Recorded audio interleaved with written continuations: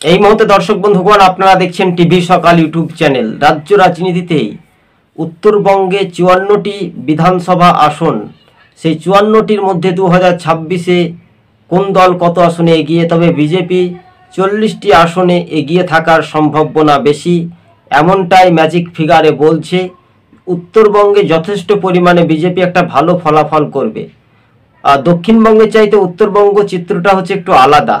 যেমন দার্জিলিং জেলাতে সব আসনে বিজেপির জোট কিন্তু এগিয়ে থাকবে, সম্ভবত আলিপুরদুয়ার, শীতলকুচি, একেবারে কিন্তু হাওড়া, সাঁতরাগাছি এইসব এলাকাতে বিজেপির একটা দাপট। কিন্তু রীতিমতো উত্তরবঙ্গে ৪০টি আসনে যদি এগিয়ে থাকে, হাতে মাত্র ১৪টি বিধানসভার আসন থাকছে, ৫৪টির মধ্যে বিজেপি এককভাবে ৪০টি আসনে এগিয়ে থাকতে পারে।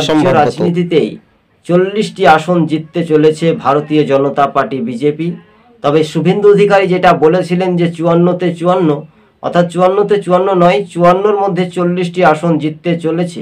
অর্থাৎ বাকি যদি আমরা দেখি তাহলে একেবারে রীতিমতো মানুষ ৪টি আসন অর্থাৎ ১৪র কাছে আমরা যেটা অঙ্কটা দেখি তাহলে ১৪টা আসন থাকছে। এই ১৪র মধ্যে কিন্তু বাম, কংগ্রেস, আইএসএফ বা সিপিএম এর মধ্যে, যেহেতু তৃণমূল মধ্যে একটা লড়াই ইঙ্গিত দেখা যেতে পারে। তবে ৪০টি আসন জিততে চলেছে উত্তরবঙ্গে বিজেপি যথেষ্ট পরিমাণে ভালো ফলাফল করবে, যা ইঙ্গিতপূর্ণ। রাজ্য রাজনীতিতেই তৃণমূলের ওপর কিন্তু বাংলার মানুষ একটা ভরসা রাখতে পারছে না, তাই বিজেপির কিন্তু এটা জয় নিশ্চিন্তে আমরা দেখতে পাচ্ছি, তাই না দর্শক বন্ধুগণ?